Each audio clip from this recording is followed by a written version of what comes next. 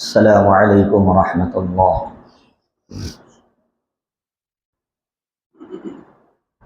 نحمده ونستعينه ونستغفره ونعوذ بالله من شرور أنفسنا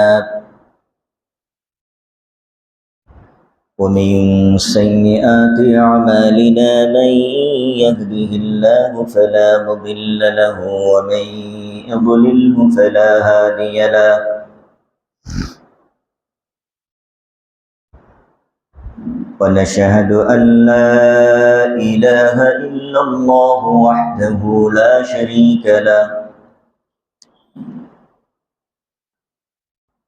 ونشهد أن سيدنا وسندنا ونبينا وحبيبنا وحبيب ربنا وطبيبنا وقلوبنا ومولانا محمدا عبده ورسوله الذي أرسله بالحق بشيرا ونذيرا وداعيا إلى الله بإذنه وسراجا منيرا.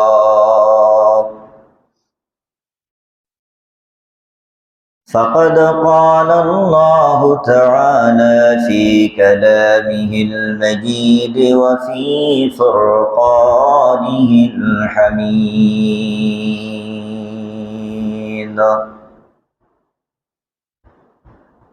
أما بعد فأعوذ بالله من الشيطان الرجيم.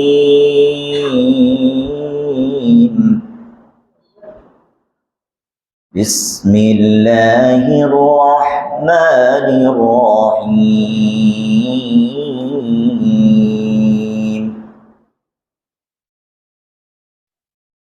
قل اللهم مالك الملك تؤتي الملك من تشاء وتنزع الملك ممن تشاء وتعز من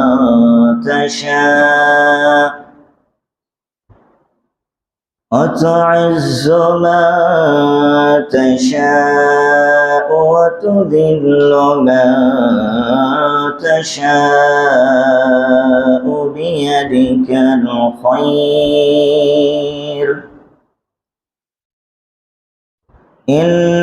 إنك على كل شيء قدير.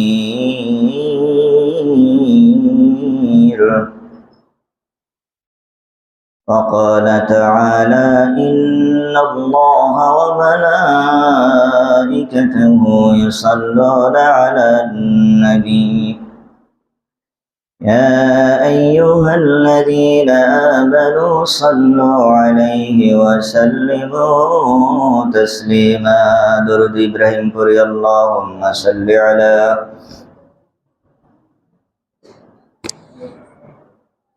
كما صليت على إبراهيم وعلى آل إبراهيم إنك حميد مجيد.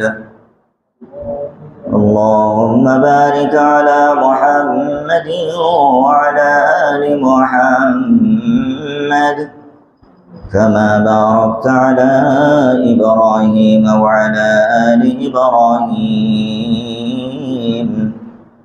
إنك حميد مجيد. صدق الله المولانا العظيم وصدق رسوله النبي الكريم ونحن على ذلك من الشاهدين والشاكرين والحمد لله رب العالمين.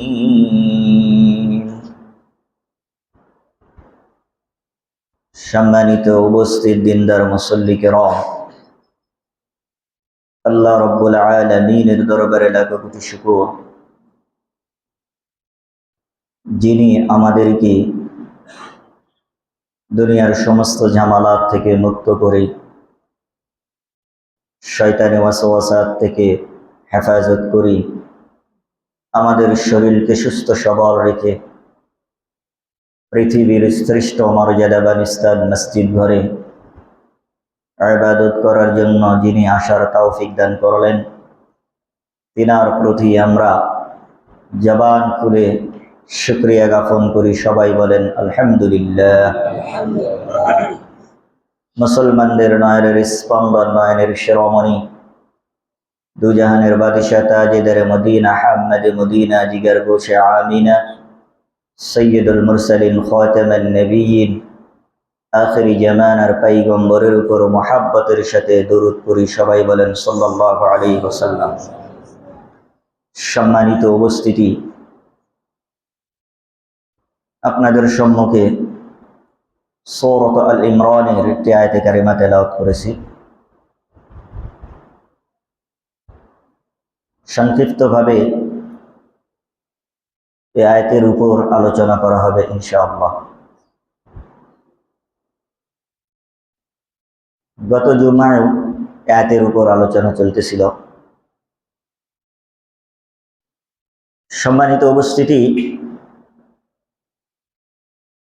রব্বে করিম আল্লাহ তাআলা ইরশাদ করেন, আল্লাহ তাআলা বলেন, এই পৃথিবীর আসমান জমিনে সার্বভৌমত্বের একমাত্র শক্তির অধিকারী হলেন কে? জোরে বলেন কে? আল্লাহ। আল্লাহ তাআলা তিনি নিজেই বলতেছেন, আমি একমাত্র শক্তির অধিকারী, আর কেউ নেই। আমার শক্তির উপর সকলের শক্তি কি? পরাজিত। কি? পরাজিত, দুর্বল।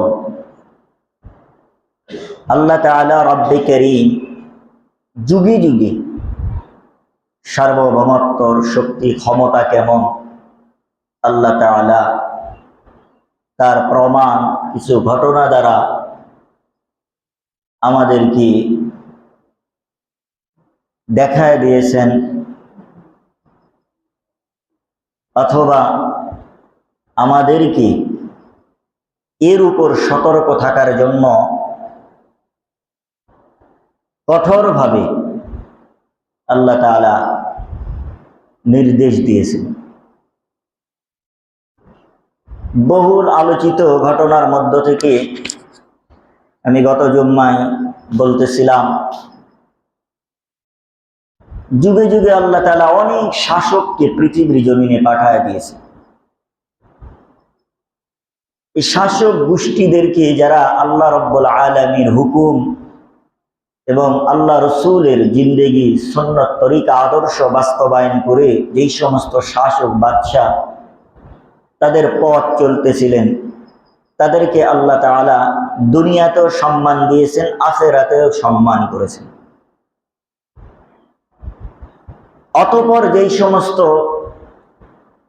রাষ্ট্রনায়ককে আল্লাহ তাআলা চেয়ারে বসায় দিয়েছিলেন, তারা সেই চেয়ারে ক্ষমতা পাওয়ার পর অপব্যবহার যারা করেছে, আল্লাহ তাআলা তাদেরকে দুনিয়াতেও বেইজ্জতি করেছে, পরকালেও তাদের বেইজ্জতি এবং ভয়াবহ আযাবের ব্যবস্থা করে রেখে দিয়েছে। কথা বলেন ঠিক কিনা? এর উপর ধারাবাহিকতা কিছু ইতিহাস আমাদের সহজ বোঝানোর জন্য আমি একজন নবী এবং খোদাদ্রোহী একজন জালেম বাদশার ঘটনা বলতেছিলাম।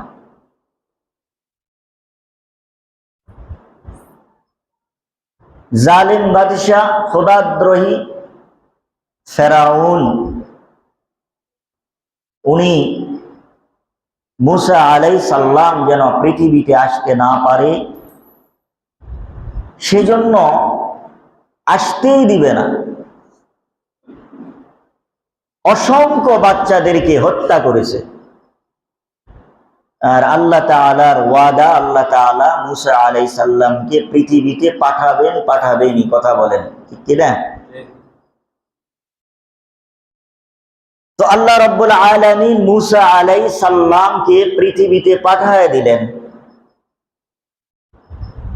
একদিকে খোদাদ্রোহী জালেম শাসক ফেরাউন তার নিজস্ব বাহিনী দিয়া অনেকভাবে পুরুষ সন্তানদেরকে নির্মমভাবে হত্যা করেছে, শুধুমাত্র তার ক্ষমতা দীর্ঘায়িত করার জন্য, ক্ষমতা টিকার জন্য। আল্লাহর পয়গম্বর মুসা আলাইহিস সালাম যেন আসতে না পারে। ঠিক তেমনি ভাবে ফেরাউন যেমনি ভাবে মুসা আলাইহিস সালামকে পৃথিবীতে আসার বাধা দিতে পারে নাই, পৃথিবীতে আসছেন ঠেকাইতে পারে নাই, ঠিক তদরূপ পৃথিবীর মধ্যে কিছু শাসক, আমাদের দেশেরও শাসক প্রতিপক্ষ বানায় নিয়েছিল। ইসলামী দল থাকবে না, ইসলামের কথা যারা বলবেন তাদেরকে জঙ্গি বানানো হয়েছে। জামাত ইসলাম এ দেশে থাকতে পারবে না, নিষিদ্ধ করা হলো। আর আল্লাহ তাআলার ওয়াদা, এই পৃথিবী আমি সৃষ্টি করেছি, তোমাকেও আমি তৈরি করেছি। আল্লাহ তাআলা বলেন যেমনি ভাবে ফেরাউন মুসা পৃথিবীতে আসা ঠেকাইতে পারে নাই, তুমি তো সামান্য কিছু, তোমাকে আমি শক্তি দিয়েছি, কিছুই না। এই শক্তিতে কোনোদিন বাংলাদেশ থেকে হেফাজতে ইসলাম আর জামাত ইসলাম আর অন্যান্য ইসলামকে তুমি উৎখাত করতে পারবে না। এটা হলো কার ওয়াদা? আল্লাহর ওয়াদা। তার প্রমাণ বুঝে থাকলে বলুন তো, হেফাজতে ইসলাম আছে না নাই বাংলাদেশে? জামাত ইসলামকে নিষিদ্ধ করেছিলেন, জামাত ইসলাম আছে না নাই? কথা বলতে হবে। জামাত ইসলামের লোক আছে না নাই? চরমনাওয়ালারা আছে না নাই? তাবলিগওয়ালারা আছে না নাই? বিএনপির উপর অনেক অত্যাচার বিরোধী দল প্রতিপক্ষ করেছেন নির্মূল করার জন্য। বিএনপি বাংলাদেশে আছে না নাই? মগার যাদের উপর নির্যাতন অত্যাচার করা হয়েছিল, বাংলাদেশে রাজনীতি করতে দিবে না, ইসলাম প্রচার করতে দিবে না, বরং তারাই আসবে, তারাই থাকতেছে। বরং ওই সময় কথা বলতেছিল বুক ফুলিয়ে যে যারা ইসলামের কথা বলে তাদেরকে এই দেশে থাকতে দেওয়া হবে না, পাকিস্তান পাঠিয়ে দেওয়া হবে। কথা বলেন ঠিক কিনা? আমরা তো আছি, মগার তারা আজকে কোথায়? তারা কোথায় আজকে? তাদের মামুর বাড়িতে। কোথায়? জোরে বলেন কোথায়? দিল্লিতে। তাহলে আমরা আছি, তারাই দেশ থেকে বিতাড়িত হয়ে কোথায়? দিল্লিতে। কথা বলেন, মামুর বাড়িতে। করার শব্দ নাই, কই? তারা তো গর্তের মধ্যে ঢুকে গেছে। আল্লাহ তাআলার ওয়াদা, আল্লাহ পৃথিবীতে জমিনে ইসলাম কিয়ামতের আগ পর্যন্ত থাকবে, কেউ ইসলামকে উৎখাত করতে পারবে না। যারা ইসলামকে উৎখাত করার জন্য যুগে যুগে হাতে নিয়েছে তারাই উৎখাত হয়েছে। কথা বলেন ঠিক কিনা? জোরে বলেন। হ্যাঁ, এই জন্য খুব সাবধান। মুসা আলাইহিস সালামকে পৃথিবীতে আসতেই দিবে না। আল্লাহ রাব্বুল আলামিন মুসা আলাইহিস সালামকে পৃথিবীর মধ্যে পাঠিয়ে দিলেন। মুসলমান ভাইরা আমার, মুসা আলাইহিস সালাম যেদিন জন্মগ্রহণ করলেন, মুসা আলাইহিস সালামের মা বড় পেরেশান, টেনশন হয়ে গেল। আমার বাচ্চা যদি একটু কাঁদে তাহলে তো অবস্থা বেকুতি হয়ে যাবে। বড় পেরেশান, কি করবে, কিন কর্তব্য বেমর হয়ে পড়েছেন মুসা আলাইহিস সালামের মা। আল্লাহ তাআলা সূরাতুল কসাসের মধ্যে ডাক দিয়ে বলেন, মুসা আলাইহিস সালামের মাকে ডেকে বলেন, ও মুসা, মুসার মা শোনো, তুমি তোমার বাচ্চাকে দুধ দাও। বলেন সুবহানাল্লাহ। আল্লাহ এত সুন্দরভাবে আমাদের সামনে উপস্থাপন করে তুলে ধরেছেন, وأوحينا إلى أم موسى أن أرضعيه আল্লাহ তাআলা বলেন মূসা আলাইহিস সালামের মাকে নির্দেশ দিলেন তোমার সন্তানকে মূসাকে তুমি দুধ দাও। মুসলমান ভাইরা আমার, মূসা আলাইহিস সালামের মার স্তন থেকে মূসা আলাইহিস সালাম দুধ পান করতেছে। এরপর মূসা আলাইহিস সালামের মা স্থির থাকতে পারে না, বড় ভয়, টেনশন, না জানি কোন সময় আমার মূসা একটু কেঁদে ফেলে দেয়, পার্শ্বের লোকজন হয়তো বা জানতে পারবে, ক্ষুধাদ্রোহী জালিম ফেরাউনের কাছে যখন সংবাদ পৌঁছে যাবে আমার বাচ্চাকে, এত সুন্দর বাবুকে নির্মম ভাবে আমার চোখের সামনে হত্যা করবে। বড় ভয়, বড় টেনশন, চিন্তা করতেছি। আল্লাহ তাআলা বলেন এ মূসার মা, তোমার কোনো টেনশন নাই, ভয়ের কোনো কারণ নাই। আল্লাহ তাআলা বলেন এত যখন তুমি চিন্তা করতেছো, এত যখন তোমার ভয়, আল্লাহ তাআলা বলেন তোমার বাচ্চাকে একটি কি করো, সিন্দুক বানাও, এই সিন্দুকের মধ্যে তোমার বাচ্চাকে রাখো, মূসাকে রেখে দাও এবং নীল নদীর মধ্যে ছেড়ে দাও। আল্লাহ তাআলা এই কথাটিও কত সুন্দর ভাবে বলেছেন, ফাইযা খিফতি আলাইহি ফাআলকিহি ফিল ইয়ামি ওয়ালা তাখাফি ওয়ালা তাহজানি। আল্লাহ তাআলা মূসা আলাইহিস সালামের মাকে বলেন এ মূসার মা, তোমার সন্তানকে একটি সিন্দুক তৈরি করে নীল নদীর মধ্যে ছেড়ে দাও। ইয়াম্মি শব্দের অর্থ হলো তরঙ্গমালা, উত্তাল ঢেউ। এই ঢেউর মধ্যে সিন্দুকি করে তোমার বাচ্চাকে ছেড়ে দাও। ভাইরা আমার, তাফসীরের মধ্যে মুফাসসিরিন কেরামেরা বর্ণনা করেন মূসা আলাইহিস সালামের তখন বয়স মাত্র কয়দিন বলেন? একদিন এখনো হয় নাই, সবে মাত্র জন্মগ্রহণ করেছেন। মুসলমান ভাইরা আমার, রাতের বেলায় মূসা আলাইহিস সালামকে নিয়ে তার মা পেরেশান, টেনশন, চিন্তা করতেছে, পেরেশান হয়ে পড়েছেন। কারণ কি? ফেরাউন যদি জানতেই পারে তাহলে এত সুন্দর তার বাবুটাকে মেরে ফেলবে। এই পেরেশান চিন্তা, হঠাৎ করে রাতের মধ্যে দরজায় কে যেন লক করে, টক টক করে আওয়াজ, বলেন সুবহানাল্লাহ। মূসা আলাইহিস সালামের মা একটু ভয় পেয়ে গেলেন, কি যেন না জানি, মনে হয় ফেরাউনের লোকেরা জানতে পেরেছে আমার বাচ্চাকে মনে হয় হত্যা করে ফেলবে। আস্তে করে দরজার কাছে যখন যায়, আওয়াজ দিল, কে তোমরা? কত সুন্দর ভাবে আওয়াজ, বলে আমরা সিন্দুক তৈরি করতে জানি, সুন্দরভাবে আমরা বক্স তৈরি করতে আমরা পারি, বলেন আল্লাহু আকবার। মূসা আলাইহিস সালামের মা সঙ্গে সঙ্গে বুঝতে পারলেন আমাকে যে সিন্দুকের কথা জানায় দিয়েছেন রব্বে কারীম, পৃথিবীর তো কেউ জানে না আমি ছাড়া, অবশ্যই রব্বুল আলামিন তাদেরকে পাঠায় দিয়েছেন। মুসলমান ভাইরা আমার, দরজা খুলে দিলেন, মানুষ রূপী দুইজন ফেরেশতা আল্লাহ তাআলা পাঠায় দিল। কত সুন্দর একটি সিন্দুক তৈরি করে বানায় দিল। মূসা আলাইহিস সালামকে সিন্দুকের মধ্যে মূসা আলাইহিস সালামের মা ঢুকিয়ে দিলেন। মুসলমান ভাইরা আমার, আল্লাহর তো আদেশ, হুকুম, নীল নদীর মধ্যে উত্তাল তরঙ্গের মধ্যে এবার ছেড়ে দাও। বাচ্চার প্রতি প্রত্যেকটা মা বাবার বড় মায়া, বড় দরদ, কথা বলেন। মূসা আলাইহিস সালামের মা সন্তানকে নীল নদীর মধ্যে ছেড়ে দিবে, বড় কষ্ট, মন চায় না।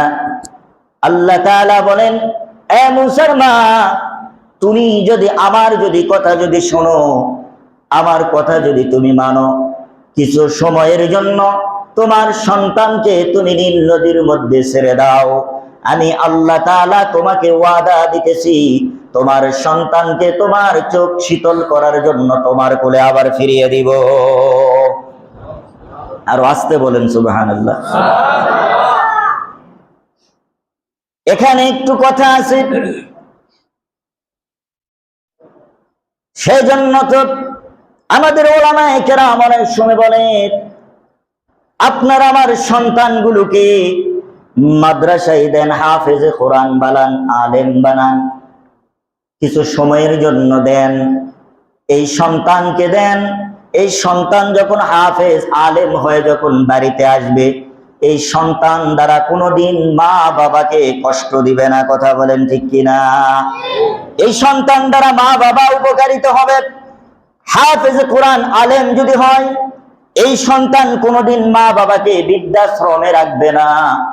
মুসলমান ভাইয়েরা আমার, সেজন্য তো আমরা প্রায় বলি আপনাদের সন্তানগুলোকে মাদ্রাসাতে দেন, হাফেজে কোরআন আলেম বানান, সহবত নেন কিছু সময়ের জন্য। মানুষ হয়ে যখন বাড়িতে আসবে দেখবেন মা বাবাকে কোনোদিন ঘর থেকে বের করে দিবে না। কথা বলেন।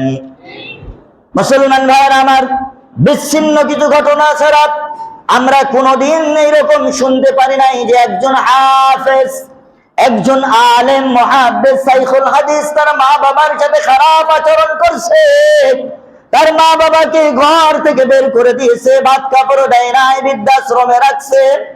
এমন ঘটনা আমরা দেখি নাই। কিন্তু প্রায় প্রিন্ট মিডিয়া, ইলেকট্রনিক মিডিয়ার মধ্যে আমরা দেখতে পাই কত ইঞ্জিনিয়ারের মা বৃদ্ধাশ্রমে। কথা বলেন ঠিক কিনা? কত ডাক্তারের মা ঘাড় ধরে বাড়ি থেকে বের করে দিয়েছে।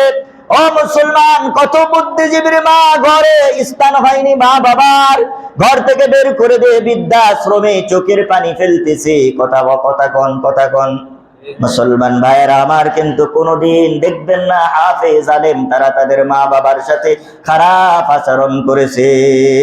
সুতরাং আপনাদেরকে আমি বলি, সন্তানকে হাফেজ বানান, দ্বীনি ইলমের অর্জন শিক্ষিত বানান, শান্তি পাবেন, দুনিয়াতে মর্যাদা পাবেন, দুনিয়াতে সম্মানের পিতা হবেন, আখিরাতে তো আছে আল্লাহ তাআলা তাদেরকে সম্মানিত করবে, পুরস্কৃত করবে। আল্লাহ তাআলা ডাক দিয়ে বলে, রে মুসলমান, তুমি কোনো চিন্তা করো না, আমার কথা যদি তুমি শোনো, আমার কথা যদি তুমি মানো, তোমার সন্তানকে কিছু সময়ের জন্য নীল নদীর মধ্যে ছেড়ে দাও। আমি আল্লাহ তাআলা ওয়াদা দিলাম তোমার চক্ষু শীতল করার জন্য তোমার কাছে আমি আল্লাহ তাআলা আবার ফিরিয়ে দিব। এই কথাটি আল্লাহ তাআলা কত সুন্দরভাবে উপস্থাপন করতেছে, আমাদের সামনে তুলে ধরতেছেন। ইন্না রাদ্দুহু ইলাইকি ওয়া জাইলুহু মিনাল মুরসালিন। আল্লাহ তাআলা বলেন, রে মুসার মা, আমি তোমার কোলেই তোমার চক্ষু শীতল করার জন্যই তোমার কোলে শুধু দিব না, আমি তোমার বাচ্চাকে মুসাকে নবী এবং রাসূল বানাবো। বলেন আল্লাহু আকবার। কার ওয়াদা এটা? জোরে বলেন, কার ওয়াদা? মন মানে না। মুসা আলাইহিস সালামের মা নীল নদীর মধ্যে সন্তানকে ছেড়ে দিল। আস্তে করে তার মুসা আলাইহিস সালামের বোনকে ডেকে বলে, মা, মায়ের মন তো মানে না, সন্তান নীল নদীর মধ্যে এত ঢেউ কোথায় যাইতেছে, কেউ যেন বুঝতে না পারে, তুমি একটু দেখো তোমার ভাইয়ের এই সিন্ধুক কোথায় যায়, কি অবস্থা। এই কথা আল্লাহ তাআলা সূরাতুল কসাসের মধ্যে কত সুন্দরভাবে বলেন। وقالت لأخته قصي। মুসা আলাইহিস সালামের মা মুসা আলাইহিস সালামকে বোনকে নির্দেশ দিলেন, তুমি একটু ফলো করো, দেখো কোথায় যায়, কেউ যেন বুঝতে না পারে যে তুমি এই সিন্ধুক তুমি ফলো করতেছো, দেখতেছো। মুসলমান কেরাম আমার, মুসা আলাইহিস সালামের সিন্ধুক বাক্স নীল নদীর মধ্যে তরঙ্গমালায় মাঝখান দিয়ে যাইতেছে, তার বোন ফলো করতেছে, দেখতেছে, আর পিছনে পিছনে যাইতেছে। কিছুক্ষণ সময় দেখলো নীল নদীর মাঝখান দিয়ে যাইতেছে, কিন্তু যখন ক্ষুধাদ্রোহী জালেম ফেরাউনের যখন বাসভবনের সামনে, অর্থাৎ যেখানে নীল নদীতে শুধু ফেরাউন আর তার হোম মিনিস্টার বিবি আসিয়া গোসল করে, ওখানে কারো যাওয়ার পারমিশন নাই। আস্তে করে দেখে মূসা আলাইহিস সালামের সিন্ধুক এতক্ষণ মাঝখান দিয়ে যায়। যখন ফেরাউনের বাড়ি কিনারায় আসলেন, দেখতেছে বাক্সটি ওই ফেরাউন এবং ফেরাউনের বিবি আসিয়া যেখানে গোসল করে সেই জায়গার মধ্যে যাইতেছে। তাফসীরের মধ্যে বর্ণনা এসেছে, মূসা আলাইহিস সালামের যখন বাক্স নীল নদীর চলতেছিল, ওই সময়ে ফেরাউন এবং তার বিবি আসিয়া গোসল করার জন্য এসেছে। এত সুন্দর বাক্স দেখার পর আস্তে করে বিবি আসিয়া ফেরাউনকে ডাক দিয়ে বলে, ওগো স্বামী, কত সুন্দর একটি বাক্স যাইতেছে, দেখো তো। আল্লাহু আকবার বলবেন না? কত সুন্দর বাক্স যাইতেছে, দেখো তো বাক্সর মধ্যে কি আছে, একটু নিয়ে আসো। মুসলমান ভাইরা আমার, বাক্সটি যখন নিয়ে আসা হলো, বাক্স খোলা মাত্র দেখতেছে এত সুন্দর ফুটফুটে রাজপুত্র একজন সন্তান। আল্লাহ তাআলা এই কথা সূরা কসসের মধ্যে কত সুন্দর ভাবে বর্ণনা করতেছে, ফালতাকাতাহু আলু ফিরআউনা লিয়াকুনা লাহু আদুওয়ান ওয়া হাযানা।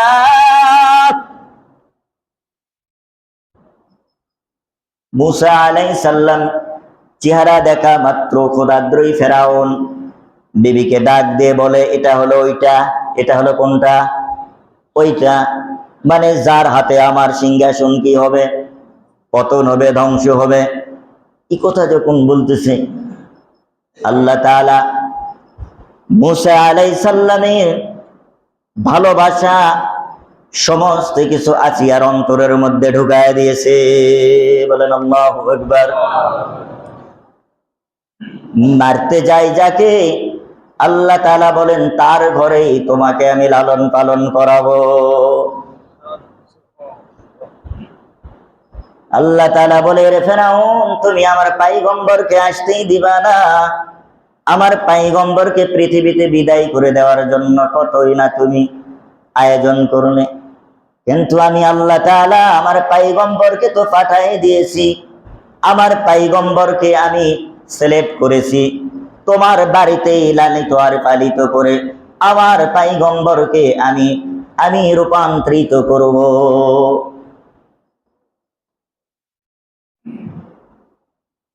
আসিয়া যখন এই কথা বলেছেন, ফেরাউন বলতেছে, না না, এর হাতে আমার সিংহাসনের পতন হবে, হত্যা করা লাগবে। আসিয়া তখন বলে, শুধু খোদা দাবি করো, আর তুমি তো এটা আটখুরা। তার মানে কি? ফেরাউনের কোনো বাচ্চা ছিল না, মানুষ ফেরাউনকে আটখুরা করে ডাকতো কি করে? বলে, এমনি কি তোমাকে আটখুরা বলে? এতদিন হয়ে গেল আমি কোনোদিন মা ডাক শুনতে পারলাম না, তুমিও বাবা ডাক শুনতে পারলে না। এত সুন্দর সন্তান। আসিয়া বলেন, এখানে তো কেউ নাই, কেউ দেখে নাই। এই সন্তানকে আমরা যদি লালন পালন করি, কেউ জানতে পারবে না, কেউ বুঝতে পারবে না তোমার আমার সন্তান। তোমাকে আব্বা বলে ডাকবে, আমাকে মা বলে ডাকবে। এই কথা যখন বলেছে, ফেরাউনের মনটা বলছে, হ, সঠিক কথাই তো বলেছ, তাহলে চলো নিয়ে। মুসলমান ভাইয়েরা আমার, বেবি আসিয়া এত সুন্দর সন্তান রাজপ্রসাদে যখন নিয়ে গেল, একদিনের বাচ্চা। যাওয়ার পর মূসা আলাইহিস সালাম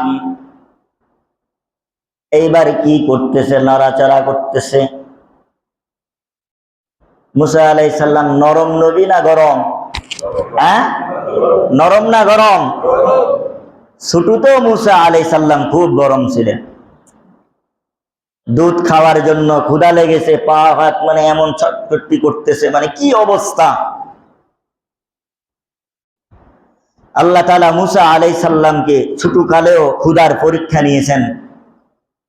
বয়স হওয়ার পর আল্লাহ তাআলা মুসা আলাইহিস সালাম থেকে ক্ষুধার পরীক্ষা নিয়েছে। সন্তানকে মানুষ করতে হলে দুধ লাগবে। দুধ কে খাওয়াবে? হোম মিনিস্টার বিবি আসিয়ার তো বাচ্চা নয়। বাচ্চা যখন আসবে তখন আল্লাহ তাআলা মায়ের স্তন্যের মধ্যে দুধ দেয়, কথা বলেন ঠিক কিনা? আসিয়ার তো বাচ্চা পেটে ধারণ করে নাই, দুধ কেমনে হবে, কেমনে আসবে?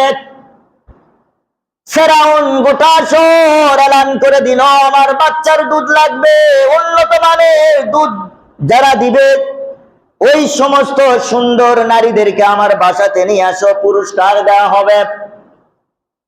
অনেক দুধ দেওয়ার জন্য, খাওয়ানোর জন্য ধাত্রী উপস্থিত হয়েছে। মুসা আলাইহিস সালামকে যখন স্তনের মধ্যে লাগায় দেয়, আল্লাহ তাআলা নির্দেশ দিয়েছেন, নিষেধ করেছেন, এ মুসা খবরদার খবরদার, তুমি কোনো দুধ খাবে না। কারণ কি মুসা জানো, তুমি সাধারণ কোন মানুষ নয়, তোমাকে আমি আল্লাহ তাআলা নবী দিয়ে এবং কি করব, ওই ফেরাউনের সাথে লড়াই করার জন্য তৈরি করতেছি। ফেরাউন তোমার হাতে ধ্বংস হয়ে যাবে, তোমার হাতে হাজার হাজার মানুষ কি করবে, ঈমান আনবে। খবরদার খবরদার, তুমি কারো দুধ খাবে না। সে কথা আল্লাহ তাআলা কত সুন্দরভাবে উপস্থাপন করেন, ওয়া হারামনা আলাল মারাদিয়া, এ মুসা তোমার মার দুধ শুধু তোমার জন্য হালাল, তাছাড়া সমস্ত মানুষের দুধ তোমার জন্য হারাম করা হলো। এখানে একটু কথা বুঝতে হবে, একদিনের সন্তান সে কারো দুধ খায় না, তাকে কে নিয়ন্ত্রণ করতেছে, কথা বলেন, জোরে বলেন, কে নিয়ন্ত্রণ করতেছে? রিমোট কার কাছে? একদিনের বাচ্চা হালাল হারাম তখনও বুঝেছে মুসলমান। একদিনের বাচ্চার জ্ঞান যদি এত এত পরিমাণ হয়, এ মুসলমান, তারা যখন জ্ঞান আসবে, বড় হবে, তাদের দ্বারা কি কোনো গুনাহ হওয়ার সম্ভাবনা আছে? তারা কি হারাম কোনো খাবার খাবে? সেজন্য তো মুফাসসিরিনে কেরামেরা বলেন, নবীরা হলো মাসুম, পুত পবিত্র, বলেন আল্লাহু আকবার। নবীদেরকে যারা মনে করবে এরাও গুনাহ করেছে, এদেরও সমস্যা আছে, তাহলে মনে করবেন ওই যত বড় আলেম হোক না কেন, তার ভিতর গোমরাহি আছে। একদিনের বাচ্চা দুধ খায় না, মুসলমান ভাইয়ের আমার, কত উন্নতর মানের ধাত্রী নিয়ে আসা হলো, স্তনের মধ্যে লাগে দেয়। মুসা আলাইহিস সালাম স্তন পর্যন্ত মুখ লাগায় না, শুধু ছটফট করতেছে, আর কেমন যেন একটা অবস্থা। এলান যখন হয়ে গেল, মুসা আলাইহিস সালামের বোন ফেরাউনের রাজ দরবারে তখন এই দৃশ্যগুলো দেখতেছে, সুযোগ পেয়েছে। আল্লাহ তাআলা ওয়াদা দিয়েছেন, আরে মুসার মা, তোমার সন্তানকে কিছু সময়ের জন্য ছেড়ে দাও, আমি আল্লাহ তাআলা ওয়াদা দিলাম, আমার কথা যদি তুমি মানো, তোমার কোলের মধ্যে তোমার সন্তানকে আমি ফিরায় দিব। মুসলমান ভাইরা আমার, ভালো করে শুনেন, ভালো করে বুঝতে হবে। মুসা আলাইহিস সালামের মা ফেরাউন কি যায় বলে শুনেন, এতগুলো মানুষের তো দুধ এই বাচ্চা গ্রহণ করলো না, পান করলো না। আমার কাছে এমন একজন ধাত্রী আছে, আমার জানা মতে সমস্ত বাচ্চা তার দুধ পান করে, বলেন আল্লাহু আকবার। মুসা আলাইহিস সালাম আসিয়া ডাক দিয়ে বলে, কি রে, এত দেরি করিস কেন, যা জলদি করে নিয়ে, আমার সন্তান ক্ষুধায় ছটফট করতেছে, আমাদের সহ্য হয় না, জলদি করে। তার মেয়ে যায়, মুসা আলাইহিস সালামের বোন যায়, বলে, মা আপনার কপাল খুলে গেছে, মা জলদি করে চলেন। মুসা আলাইহিস সালামের মা ফেরাউনের সিংহাসনে মুসা আলাইহিস সালাম এবং তার পরিবার ঢোকার জন্য নিষেধ করে দিয়েছিলেন, কারফিউ জারি করেছিলেন। আল্লাহ তাআলা বলেন, এর ফেরাউন, তুমি নিষেধ করেছো, আর তোমার সিংহাসনে শুধু আমার পয়গম্বরকে নয়, তার সমস্ত পরিবারকে আমি ঢুকায় দিব। এই ওয়াদা কার? জোরে বলেন, ঢুকায় দিছে কিনা? জোরে বলেন। মুসা আলাইহিস সালামের মা প্রবেশ করলেন। মুসলমান, মুসা আলাইহিস সালামকে দেখার পর যখন দুধ দিতে শুরু করলেন, মুসা আলাইহিস সালাম তৃপ্তি সহকারে দুধ পান করলেন, ঘুমিয়ে পড়ল। মুসা আলাইহিস সালামের মা ডেকে বলে, আমি আর থাকবো না, আমি চলে যাব। বলে কারণ আমার আরো সন্তান আছে। আরো কি আছে? আমার সন্তান আছে। এবারে ফেরাউন ডাক দিয়ে বলে কোথায় যাবে? না না, যাওয়া যাবে না। ফেরাউন এইবার প্রশাসনদেরকে অর্ডার করে দিল, এই তাড়াতাড়ি একটা প্যালেস খালি করো, সুন্দর একটি বাড়ি খালি করো। মুসা আলাইহিস সালামের মাকে আদেশ দিলেন, যাও, তুমি একাই নয়, তোমার যত আত্মীয় স্বজন আছে, তোমার সন্তান স্বামী আছে, সবগুলো নিয়ে আসো আমার সন্তানকে লালন পালন করার জন্য। যা কিছু তুমি চাও সবকিছু আমি দেওয়ার জন্য প্রস্তুত। বলেন আল্লাহু আকবার। আল্লাহ তাআলা ওই কথা বলে, মুসার মা একটু অপেক্ষা করো, সময়ের জন্য ছেড়ে দাও, কষ্ট নিও না, দুঃখ নিও না, আমার আল্লাহ তাআলার খেলা একটু দেখো, আমি তোমার কোলে আবার ফিরিয়ে দিব। মুসলমান ভাইরা আমার, মুসা আলাইহিস সালাম এখন কোথায়? কার কাছে লালিত পালিত হচ্ছে? আছেন কোথায়? ফেরাউনের রাজমহলে। ফেরাউনের রাজমহলে বিশাল বাড়ি দিলেন, গাড়ি দিলেন, মুসা আলাইহিস সালামকে লালন পালন করতেছে। লম্বা চড়া ইতিহাস। মুসলমান ভাইয়েরা আমার, এখানে একটি শোনেন চিকন ছোট্ট একটি কথা মনে রাখতে হবে। আমাদের দেশের জালিম খুনি শেখ হাসিনা বঙ্গভবনে এবং ওনার অনেক জায়গাতে যারা হক্কানি ওলামায়ে কেরাম ছিলেন, সেই জায়গার মধ্যে প্রবেশ করা নিষেধ ছিল। কথা বলেন ঠিক কিনা? আমরা দেখেছি হক কথা বলার কারণে নিরপরাধ কত আলেমকে জীবন দিতে হয়েছে। কথা বলেন, নিরপরাধ এই দেশে ইসলাম কায়েম করার জন্য, কোরআন কায়েম করার জন্য, রাসূলের আদর্শ কায়েম করার জন্য যারা এত চেষ্টা করেছিল, ও মুসলমান, আমরা দেখেছি জামাত ইসলামের অনেক শীর্ষ পর্যায়ী নেতাদেরকে কারণ ছাড়াই, অপরাধ ছাড়াই, প্রতিহিংসায় তার ক্ষমতা টিকার জন্য নিরপরাধ মানুষগুলোকে নির্মমভাবে ফাঁসি দিয়ে শহীদ করে দিয়েছে। কথা বলেন ঠিক কিনা? আজকে তারা কোথায়? আমরা কি দেখলাম? 5 আগস্টে যখন লেজ গুটিয়ে যখন 45 মিনিট সময় পালাও যান যদি বাঁচাতে চাও, ও মুসলমান, যাদের যাওয়া নিষেধ, আমরা দেখেছি গণভবনে, সংসদ ভবনে ওই ইসলাম বিরোধী তরুণ যুবকেরা সেখানে প্রবেশ করেছে। কথা বলেন ঠিক কিনা? প্রবেশ করে নাই। গণভবনের দৃশ্য দেখলাম, ছাত্ররা ঢোকার পর সেজদায় পড়ে নামাজ আদায়। যেখানে তোমার নামাজ নিষেধ, প্রবেশ নিষেধ, আল্লাহ তাআলা বলেন বাংলাদেশের মানুষ ধৈর্য ধরো, অপেক্ষা করো, ধৈর্য ধরো, অপেক্ষা করো।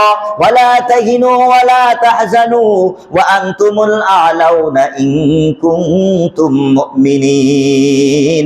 তোমরা যদি মুমিন হয়ে থাকো, আমি আল্লাহ তাআলা শেষ হাসি, শেষ বিজয় তোমাদের হাতেই দিয়ে দিব। মুসলমান ভাইরা আমার, সংসদ ভবনে আলেম ওলামা ঢুকেছিল, গণভবনে আলেম ওলামা। ও মুসলমান, আমরা দেখেছি যাদেরকে বছরকে বছর কথা বলতে দেওয়া হয় নাই, বছরকে বছর কারাগারের মধ্যে বন্দী করে রেখে দিয়েছিল। ও মুসলমান, 5 তারিখে দৃশ্য দেখলাম, সেনাবাহিনীরা ওয়েলকাম, স্বাগতম দিয়ে জামাত ইসলামের আমির শুধু নয়, হেফাজতে ইসলামের শুধু আমির নেতারা নয়, বিএনপি যাদের উপর নির্মূল করার জন্য এত চেষ্টা করলো, গণ অধিকার পরিষদের ভিপি নূরের উপর এত অত্যাচার করলো, দেখলাম সেনাবাহিনীরা তাদেরকে স্বাগতম জানায়, পরামর্শ করার জন্য ওই সেনাবাহিনীরা গণভবনে তাদেরকে আমন্ত্রণ করেছিল। কথা বলেন ঠিক কিনা? আরে যারা তোমরা যাদেরকে নিষেধ করতে চেয়েছিলে তারাই তো আছে। ও খুনি হাসিনা, আজকে তুমি কোথায়? আহারে খুনি হাসিনার এমপি মন্ত্রীরা, কত অফিসারেরা, আলেম ওলামারা যখন ইসলাম নিয়ে কথা বলতেছিল, কুষ্টিয়ার একজন ডিসি আপনাদের মনে আছে কি নাই, মামুনুল হক সাহেব হুজুর মূর্তি নিয়ে যখন কথা বলতেছিল, এমন হুঙ্কার দিয়ে বলে দিল, তোমরা যদি 3টা অপশন দিয়েছিল, কয়টি অপশন? কথা বলেন, 3টি অপশন। 1 নম্বর অপশন হলো এই দেশে যদি থাকতে চাও চুপ করে থাকতে হবে, কথা বলা যাবে না। দ্বিতীয়, যদি কথা বলো তাহলে কিন্তু হাত পা ভেঙে দিব। 3য় নম্বর অপশন হলো পছন্দ যদি না হয় পাকিস্তানে চলে যাও। কথা বলেন ঠিক কিনা? ওরে হারামখোর, ওরে হারামখোর ডিসি, আজকে তুমি কোথায়? আমরা তো পাকিস্তান যাই নাই, বাংলাদেশেই তো আছি, তোমাকে তো খুঁজে পাওয়া যায় নাই। তোমার লিডার খুনি হাসিনা, এই মামুর বাড়ি আমরা বারবার বলতেছি বলেছিলাম, আমাদের শহীদ মরহুম আল্লামা দেলোয়ার হোসেন সাইদি প্রকাশ্যে বয়ান দিয়ে বলেছিল, এমন একটা সময় আসবে তারা গর্ত খুঁজে পাবে না, এমন একটা নারা দিব, বেশি বাড়াবাড়ি করবেন না, এমন একটা নারা দিব, এক নারারে দিল্লিতে মামুর বাড়িতে যায় পড়ে থাকা লাগবে। কথা বলেন ঠিক কিনা? তো আমরা বাংলাদেশে আছে, পাকিস্তানে যাওয়া লাগে নাই। ওরে সন্ত্রাস নিমুখ হারাম দিছি কই, তোমরা তো তোমার লিডার আজকে খুনি হাসিনা স্বৈরা শাসক দিল্লির মধ্যে যায় অবস্থান। কথা কন ঠিক কিনা? ওরা বলেন ঠিক কিনা? ওই আল্লাহ আছে না নাই? বড় সাবধান। আল্লাহ তাআলা বলেন ওয়ামাকারু ওয়ামাকারাল্লাহ ওয়াল্লাহু খায়রুল মাকিরিন।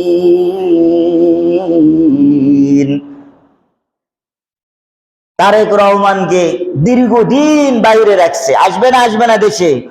ইগো বিএনপি ভাইরা, হুজুর খালি হেফাজত আর ইসলামের কথা বলতেছে, আমাদের না কথা বলে নাই, এটা তো বৈষম্য হয়ে যাইতেছে, তাই না? এই জন্য লাস্টে বলতেছি তো, বুঝতে হবে সবার কথা। তারেক আসবে না? আসবে ইনশাআল্লাহ, ধৈর্য ধরতে হবে। মুসলমান ভাইরা আমার, আল্লাহ তাআলা আমাদের সকলকে ধৈর্যের সাথে আমাদের দেশ, এই দেশের সবকিছু জানমাল রক্ষা করার জন্য সামনে যেন আমরা চলতে পারি, এই তৌফিক যেন আল্লাহ তাআলা আমাদেরকে দান করেন। সবাই বলেন আল্লাহুম্মা আমিন। এখানে থাকলো লম্বা চড়া আলোচনা, চলবে ইনশাআল্লাহ। মুসলমান ভাইরা আমার, ভারতের আবার ষড়যন্ত্র দেখেন, কি ষড়যন্ত্র! 39 বছর বাঁধ খুলে দেয় নাই, পানি নাই। আহারে, যদি হাসি কষ্ট লাগতেছে, আজকে ফেনী আর কুমিল্লার চিৎকার দেখে হৃদয় রক্তক্ষরণ হইতেছে। কি অবস্থা দেখছেন? সুতরাং ভারতের নেতৃত্ব, ভারতের র বাহিনী, ভারতের এজেন্ট যতদিন থাকবে, বাংলাদেশ ততদিন সার্বভৌমত্ব, স্বাধীনতার বিজয় সঠিকভাবে পালন করা যাবে না, বাধাগ্রস্ত হয়ে দাঁড়াবে। কথা বলেন ঠিক কিনা? সেই জন্য আমাদেরকে সজাগ থাকতে হবে। এই ভারতের দালাল পেতাতদেরকে বাংলাদেশ থেকে উৎখাত করতে হবে। আমরা থাকবো তো ইনশাআল্লাহ। এবং যারা আজকে ফেনী কুমিল্লায় বান ভাসিত, তাদের জন্য আমরা দোয়া করবেন তো ইনশাআল্লাহ। সর্বশেষ আপনাদের কথা হলো, আপনাদেরকে আমি দাওয়াত দিতেছি। দাওয়াত হলো কুমটি এবং আমার তরফ থেকে আপনাদের এই এবং আমাদের এই এলাকা নিয়ে একটি মাদ্রাসা, দ্বীনি প্রতিষ্ঠান, নতুন বিল্ডিং আজকে আমরা উদ্বোধন করতে যাওয়ার জন্য আমাদের চেষ্টা চলতেছে। আজকে ইনশাল্লাহ আমরা সেই নতুন বিল্ডিংয়ে যাওয়ার সিদ্ধান্ত নিয়েছি। তো আমার এই মুসল্লি সবাই, আপনাদের শ্রম আছে, অর্থ করি, সবাই যে যাবে, সকলকে আমার তরফ থেকে, কমিটির তরফ থেকে দাওয়াত দিতেছি। আপনারা আসরের নামাজ আমাদের নতুন বিল্ডিংয়ে পড়বেন ইনশাআল্লাহ। আসবেন তো? আরে দ্বীনি প্রতিষ্ঠানের সাথে লাগিয়ে থাকলে আল্লাহ, এটাই তো জীবনের নাজাতের জারিয়া হইতে পারে। কথা বলেন ঠিক কিনা?